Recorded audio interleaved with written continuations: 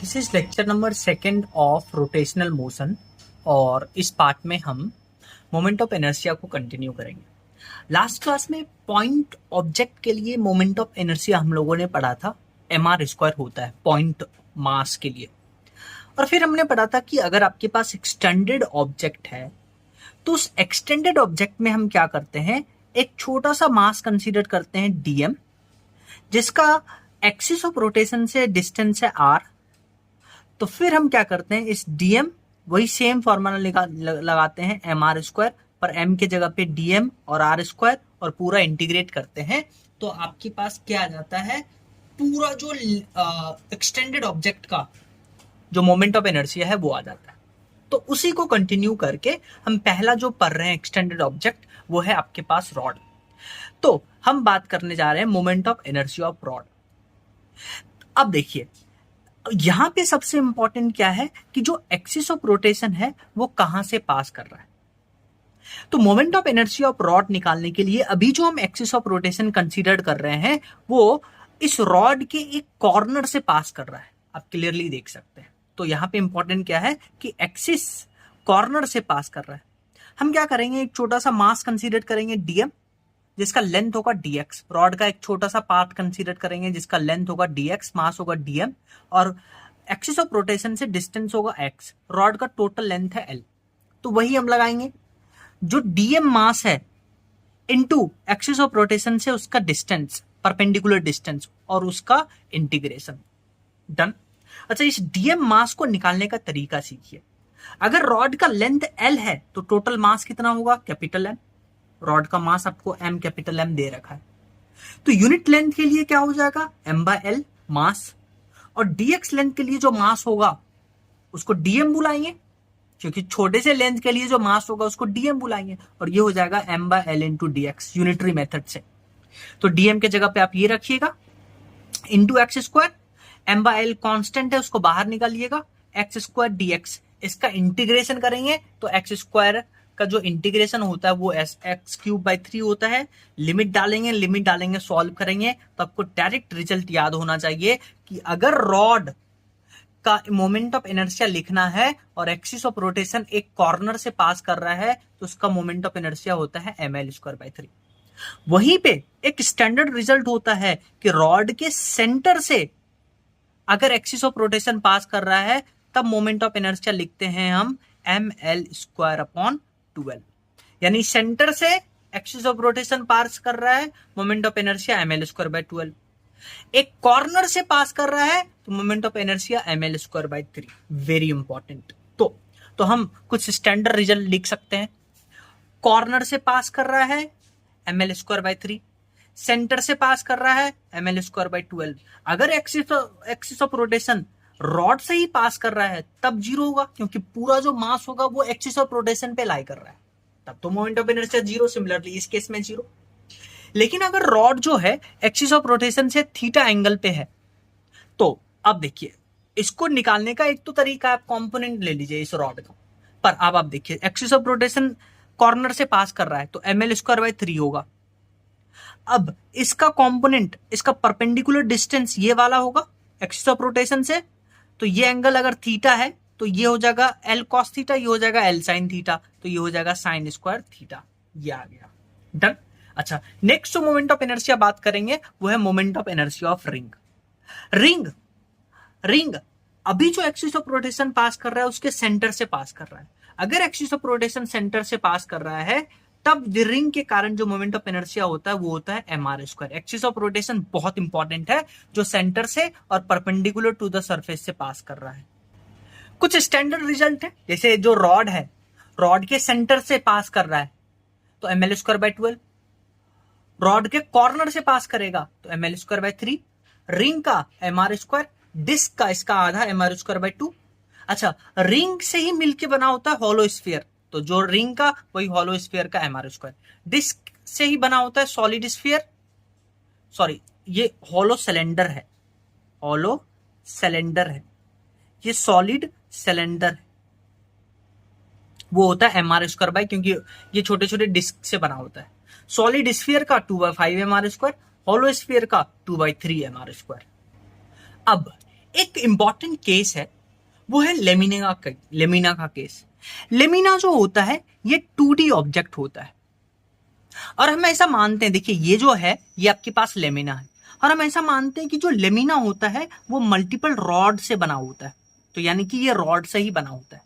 तो अगर रॉड से बना है तो रॉड का रिजल्ट आपको याद होना चाहिए लेमिना का मोमेंट ऑफ इनर्शिया लिखते वक्त। अगर रॉड के सेंटर से moment axis of rotation pass कर रहा है तो moment of inertia ml²/12।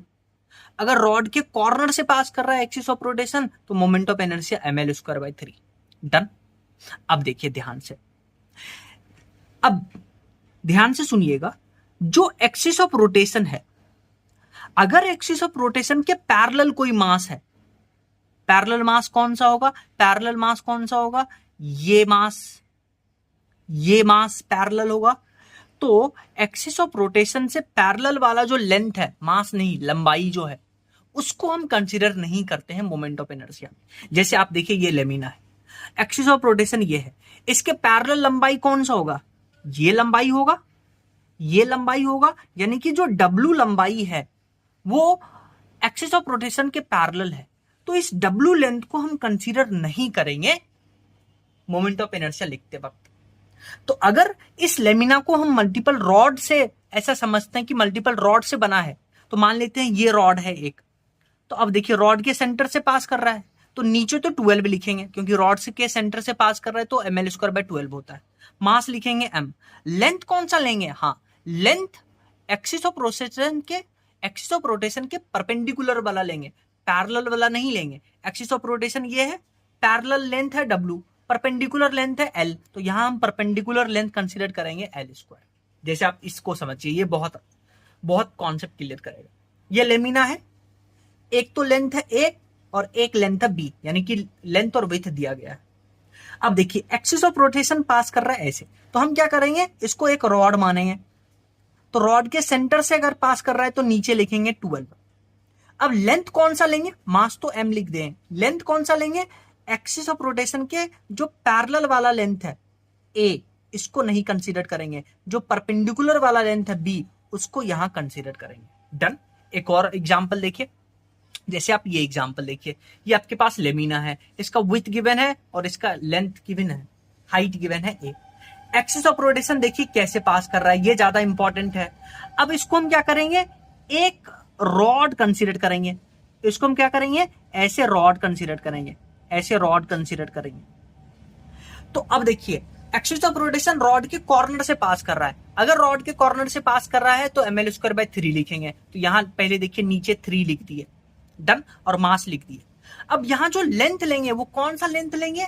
Axis of rotation के पैरेलल वाला नहीं, परपेंडिकुलर वाला। तो ये एक्सिस ऑफ रोटेशन, ये जो लेंथ है ये पैरेलल है, ये जो लेंथ है ये पैरेलल है, तो ए को कंसीडर नहीं करेंगे, हम डब्ल्यू को कंसीडर करेंगे। डन।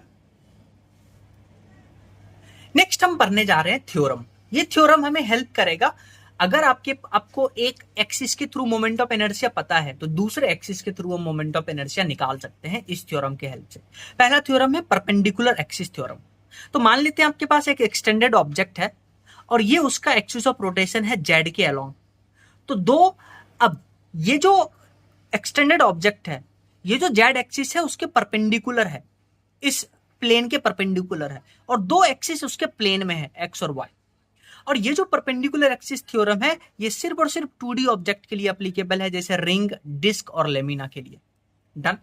तो इसमें आपको दो एक्सिस प्लेन में नजर आ रहा होगा, एक्स और वाई, और एक एक्सिस परपेंडिकुलर है।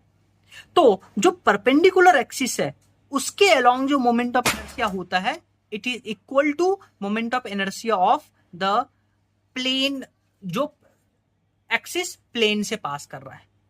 तो यहां पे देखिए परपेंडिकुलर एक्सिस कौन सा है? जेड। तो जो प्लेन के परपेंडिकुलर है दैट इज इक्वल टू जो प्लेन में है एक्सिस ऑफ रोटेशन उसका एडिशन। अगर मान लीजिए जो रिंग है वो वाई जेड प्लेन में रखा हुआ है, तो परपेंडिकुलर प्लेन कौन सा होगा? दूसरा वाला एक्स। तो एक्स के अलोंग जो मोमेंट ऑफ इनर्शिया होगा जो प्लेन में एक्सिस ऑफ रोटेशन है उसका एडिशन होगा। लेमिना अगर एक्स जेड प्लेन में रखा हुआ है तो उसके परपेंडिकुलर हो जाएगा y, तो y के अलोंग जो मोमेंट ऑफ इनर्शिया होगा वो एक्स जेड का एडिशन होगा, यानी तीनों एक्सिस आपस में एक दूसरे के परपेंडिकुलर होंगे। रोटेशनल मोशन के लेक्चर नंबर 2 में हम मोमेंट ऑफ इनर्शिया को देख रहे थे कि मोमेंट ऑफ इनर्शिया में क्या थ्योरम था। एक जो थ्योरम आया था परपेंडिकुलर एक्सिस थ्योरम, उसको हमने सीखा था कि 3 एक्सिस हमें कंसीडर करना है। तीनों एक्सिस आपस में एक दूसरे के परपेंडिकुलर होना चाहिए। 2 एक्सिस जो ऑब्जेक्ट हमें दे रखा है, 2 एक्सिस उसके प्लेन में होना चाहिए और तीसरा एक्सिस उसके परपेंडिकुलर होना चाहिए। और जो एक्सिस परपेंडिकुलर होगा उसके अक्रॉस जो मोमेंट ऑफ इनर्शिया होगा, that will be the addition of moment of inertia through that axis which will be in the plane of that extended object.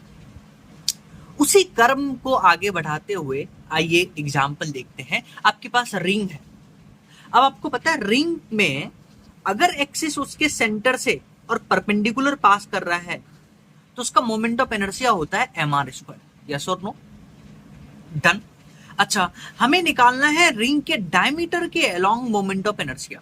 तो क्या करना है, एक ये एक्सिस हो गया डायमीटर के अक्रॉस, एक सिमिलरली हम एक्सिस कंसीडर करेंगे दूसरा एक्सिस जो कि रिंग के प्लेन में ही होगा और वो डायमीटर के अलोंग होना चाहिए। यस और नो? अच्छा, तो एक एक्सिस ये और एक एक्सिस ये, यानी ये जो दोनों डायमेट्रिकल एक्सिस है ये रिंग के प्लेन में है और आप क्लियरली देख सकते हैं कि दोनों जो एक्सिस है वो आपस में इक्वल है। तो ये दोनों एक्सिस का जो मोमेंट ऑफ इनर्शिया का सम होगा that will be equal to moment of inertia of that axis which would be perpendicular to this ring. And we know that perpendicular to this ring the moment of inertia is equal to mr². So we can write from perpendicular axis theorem that moment of inertia through this axis, क्योंकि ये perpendicular है और passing through the center है, that will be equal to I2 plus I3। and if it is equal to I2 plus I3 and ये दोनों equal है तो हम इसको equate करके 2 into I2 कर सकते हैं और इसके अक्रॉस पता है तो अब moment of inertia through diameter आ गया mr²/2। Very simple. Now let's move on to the next example. अब ये जो एग्जांपल है इसमें आपको बोला है कि आपके पास एक लेमिना है, लेमिना का लेंथ और लेमिना का विड्थ आपको गिवन है और अभी अभी हम पढ़ के आए हैं लेमिना के केस में मोमेंट ऑफ इनर्शिया। क्या पढ़ के आए हैं? अगर ये एक्सिस है तो हम क्या करेंगे, यहां रॉड कंसीडर करेंगे। रॉड के सेंटर से पास कर रहा है तो यहां नीचे 12 लगाएंगे। यस और नो? ठीक। और जब हम यहां लेंथ लेंगे तो वो लेंथ इस एक्सिस के पैरेलल वाला, यानी कि W है पैरेलल वाला लेंथ, उसको कंसीडर नहीं करेंगे, परपेंडिकुलर वाला लेंथ कंसीडर करेंगे जो कि L दे रखा है, तो यहां ml²/12। सिमिलरली इस एक्सिस के अलोंग mw²/12। अब आपको निकालना है इस एक्सिस के अक्रॉस मोमेंट ऑफ इनर्शिया जो कि परपेंडिकुलर है, पासिंग थ्रू ओरिजिन है, तो इसके अक्रॉस क्या हो जाएगा, ये दोनों प्लेन में है तो इसका जो इक्वेशन होगा, इसका जो इक्वल होगा, एडिशन होगा, वो परपेंडिकुलर वाले के बराबर होगा। इन दोनों का निकाल चुके हैं तो I1 के अक्रॉस आ जाएगा मोमेंट ऑफ इनर्शिया। नेक्स्ट आपके पास है एक लेमिना। अब इस लेमिना का बहुत इंपॉर्टेंट केस है, इसमें जो भी हम डिराइव करेंगे वो आपको याद रखना है। याद क्यों रखना है? क्योंकि इसके ऊपर बेस्ड जेईई मेंस में क्वेश्चन आया हुआ है। डन। आइए लेमिना के ऊपर डिस्कशन करते हैं। लेमिना जो होता है वो आपके पास इसका देखिए दोनों का लेंथ जो है, लेंथ और विड्थ वो इक्वल है, LL के बराबर। आपको निकालना है जो सेंटर से और परपेंडिकुलर से जो एक्सिस पास कर रहा है उसके अक्रॉस आपको मोमेंट ऑफ इनर्शिया कैलकुलेट करना है। डन। कर सकते हैं। कैसे करेंगे आइए ध्यान से सुनते हैं। आप क्या करिएगा, आपको निकालना है उस एक्सिस के अक्रॉस जो एक्सिस इसके सेंटर से और परपेंडिकुलर पास कर रहा है उसके प्लेन से, लेमिना के प्लेन से। आप 2 एक्सिस कंसीडर करिए, एक आपके पास ये वाला एक्सिस और एक आपके पास ये वाला एक्सिस। और इन दोनों एक्सिस के अलोंग जो मोमेंट ऑफ इनर्शिया होगा वो हम पहले कैलकुलेट करके आए हैं। देखिए दोनों का लेंथ सेम है तो दोनों के क्रॉस होगा ml²/12, क्योंकि हम क्या बोलते थे कि एक रॉड मानना है, रॉड के सेंटर से axis of axis of rotation pass कर रहा है, इसलिए नीचे 12। वही लेंथ लेंगे जो उसके परपेंडिकुलर होगा, पैरेलल वाला कंसीडर नहीं करेंगे, लेंथ इक्वल है इसलिए ml square by 12 ml square by 12। Perpendicular के अक्रॉस निकालना है तो ये दोनों प्लेन में है, ये और ये प्लेन में है, तो इसका जो एडिशन होगा वो परपेंडिकुलर वाले के बराबर होगा। एडिशन करेंगे तो जो सेंटर से और परपेंडिकुलर है उसके अक्रॉस मोमेंट ऑफ इनर्शिया आ गया ml square by 6। Done. Next इसी कर्व में आगे देखिए, आपके पास लेमिना है, लेमिना का दोनों साइड आपको इक्वल गिवन है। अब आपको बोला कि एक डायमीटर के, अब देखिए ये जो डायगोनल आपको खींचा है ना, इसके अलोंग बताना है मोमेंट ऑफ इनर्शिया। डन। अब कैसे निकालना है ध्यान से सुनिए। आपको पता है कि जो लेमिना है उसके सेंटर से जो पास और परपेंडिकुलर वाला एक्सिस है उसके across moment of inertia ml square by 6 आता है, वो हम करके आए हैं। अब एक डायगोनल आपने ऐसा खींचा, एक सिमिलर डायगोनल आप ऐसा खींचिए। अब ये दोनों डायगोनल इक्वल हैं, प्लेन में है, तो इन दोनों का जो एडिशन होगा, दोनों इक्वल हैं, दोनों का जो एडिशन होगा वो सेंटर से और परपेंडिकुलर वाले के बराबर होगा। अब इक्वल है तो एक के क्रॉस, एक डायगोनल के क्रॉस मोमेंट ऑफ इनर्शिया आ गया ml स्क्वायर बाय 12।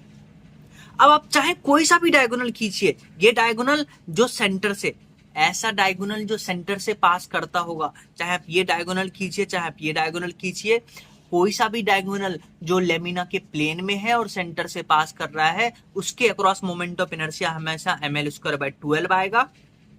सेंटर से और परपेंडिकुलर हो तो ml स्क्वायर बाय 6 आएगा। बस आपको यही याद रखना है। अच्छा, इसी के ऊपर बेस्ड जेईई मेंस में क्वेश्चन क्या पूछा गया था वो भी सुन लीजिए। जेईई मेंस में आपके पास क्वेश्चन आया था कि आपको बोला था कि एक लेमिना है और लेमिना में आपको एक ऐसा एक्सिस गिवन है जो एक्सिस इसके सेंटर से और परपेंडिकुलर पास हो रहा है, जिसको हम नंबर 5 दे रखे हैं, और बहुत सारा ऐसा एक्सिस है जो लेमिना के प्लेन में है और डायगोनल है, जैसे 1 2 3 4। तो आपसे पूछा है कि कौन सा स्टेटमेंट सही है।